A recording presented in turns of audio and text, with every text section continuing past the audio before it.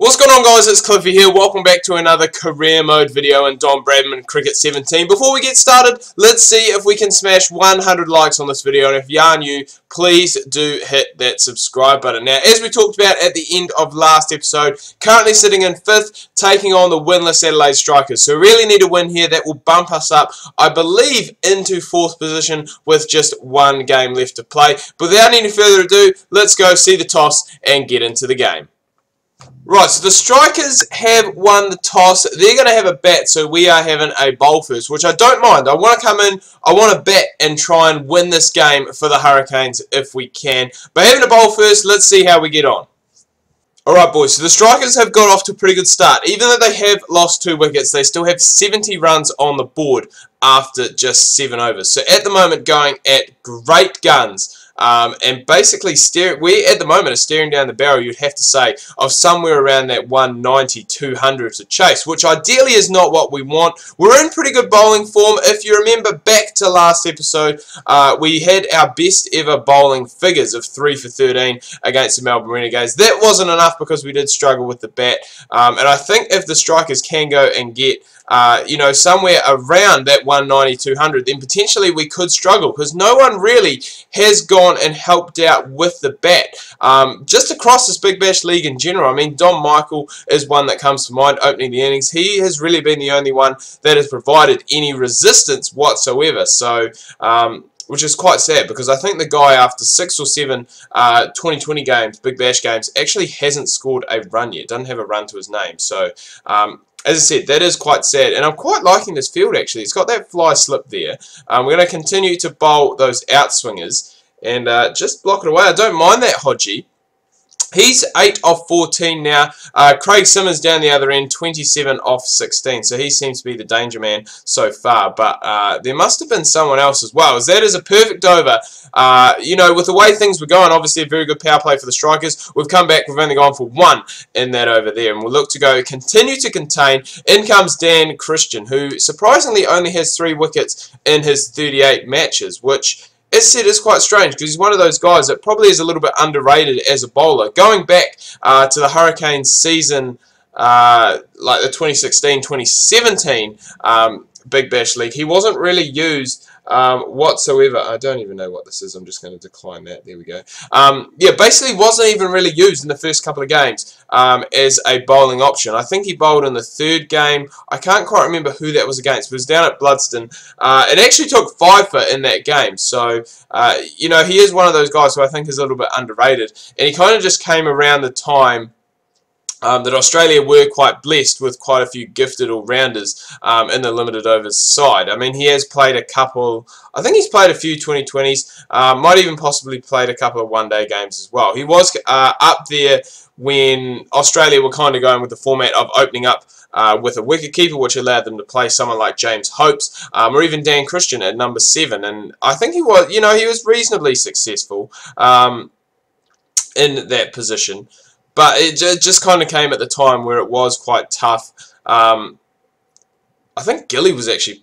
No, Gilly must have been retired from then. I think they were still going with Brad Haddon as that wicketkeeper. And that is just what we want. Craig Simmons back in the hut, boys, for 37 off 24. That is a big wicket, especially with the way he's been going. 1-4 and 4 sixes in that knock. So that is very impressive. Not many singles. And in comes the captain and overseas pro for the Adelaide Strikers, Kieron Pollard. So we'll be looking to go and try and pick him up if we can. He gets, I want to say, a streaky shot away outside half of the bat, but it was pretty well controlled. It was kept down, and he's going to get off the mark with a 4. But we've got that big wicket of Craig Simmons. The Strikers now 3 down for 88 after 10 overs, and we'll just be looking to go and carry on.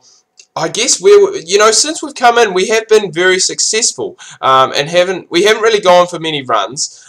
We picked up that wicket, so that's exactly what we want, and that's what we've seen across not only this career mode, but our Don Bradman 14 career mode as well. That we're one of those guys who necessarily doesn't go and pick up a handful of wickets every time he comes into bowl.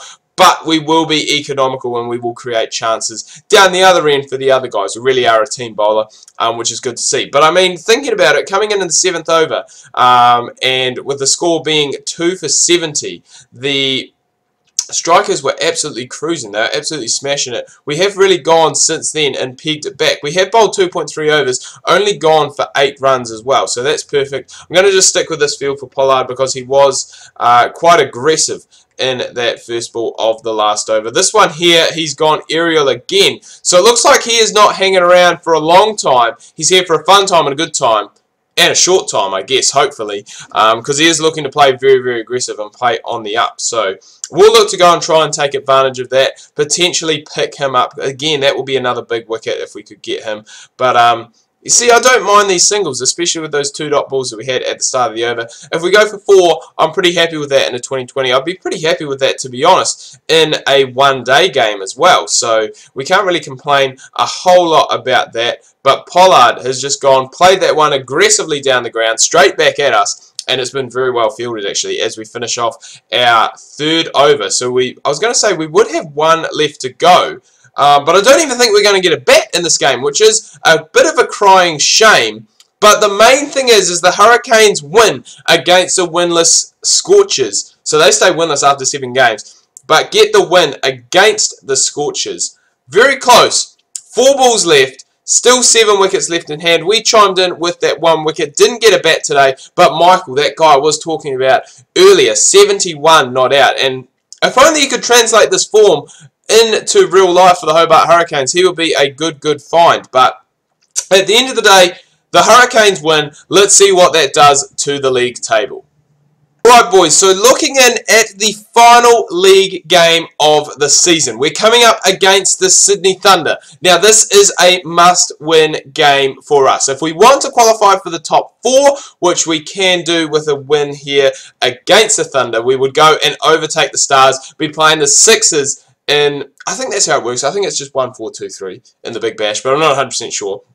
But we'll be looking to take on the Sixers. If we could get a big enough win, it is very highly unlikely. We could look at potentially overtaking the Thunder as well and taking on the Heat. But a big game coming next episode, so make sure you do not miss that. I'm going to finish things off here. Until next time, this is Cliffy, your king of career mode and New Zealand's #1 source of Don Bradman cricket content, signing out.